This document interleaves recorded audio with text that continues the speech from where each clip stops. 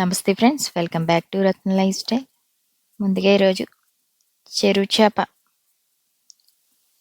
Curry ఎలా చేసుకోవాలో చూద్దాం ఫ్రెండ్స్. దానికి మనం కేజీ చెరువు చేప తీసుకుని క్లీన్ చేసేసుకుని ఉప్పు, కారం, పసుపు, సాల్ట్, కొంచెం ఆయిల్ కూడా వేసుకుని మ్యాగ్నేట్ చేసి పక్కన పెట్టుకున్నాం. చేపల్ని స్టవ్ మీద బాగానే పెట్టుకున్నాం. 2 ఉల్లిపాయలు చిన్న ముక్కలు, 4 పచ్చిమిరపకాయలు చీలుకలు, 150 గ్రాముల ఆయిల్ కూడా వేసుకుని ఉల్లిపాయలు దోరగా వేయించుకోవాలి. దీంట్లోకి మనం ఒక ఉల్లిపాయ మసాలా కూడా చేసుకున్నాం. ఉల్లిపాయ పేస్ట్లా చేసుకున్నాం. ఒకటి గరం మసాలా, ఉల్లిపాయ పేస్ట్ అనమాట. ఇది గ్రేవీ కోసం.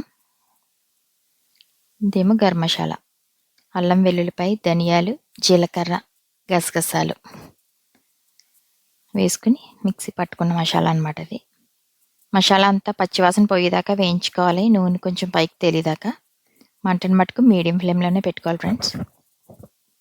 దీంట్లోనే 2 టమాటాలు పేస్ట్లా చేసి వేసుకుంటున్నాం అనమాట. టేస్ట్ బాగుంటుంది.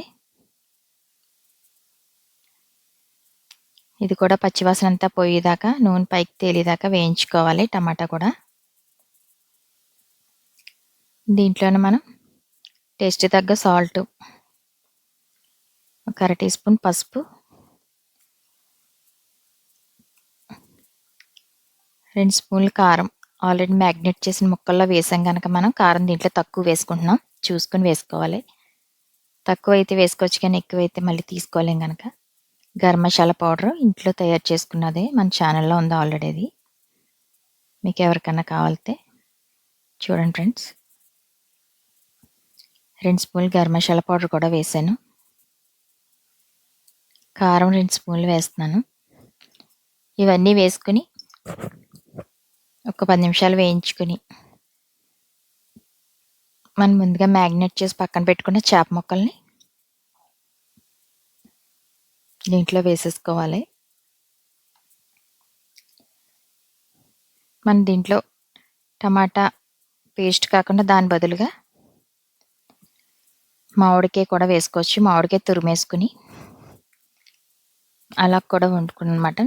అలా కూడా వండుకోవచ్చు. అలా కూడా చాలా బాగుంటుంది టేస్ట్. మామిడికాయల సీజన్ కనుక ఇప్పుడు ముక్కలన్నీ మ్యాగ్నేట్ చేసుకుని అవన్నీ వేసేసుకుని దాంట్లో ఒకసారి కలుపుకొని ఒక గ్లాస్ వాటర్ పోసాను అనమాట. చేపలు ఉడకడానికి ఎక్కువ వాటర్ అవసరం లేదు కనుక ఒక గ్లాస్ వాటర్ పోసుకుని దగ్గరికి ఉడికిపోయిన తర్వాత కొత్తిమీర వేసేసుకుని దించేసుకుని సర్వ్ చేసుకుంటే ఎంతో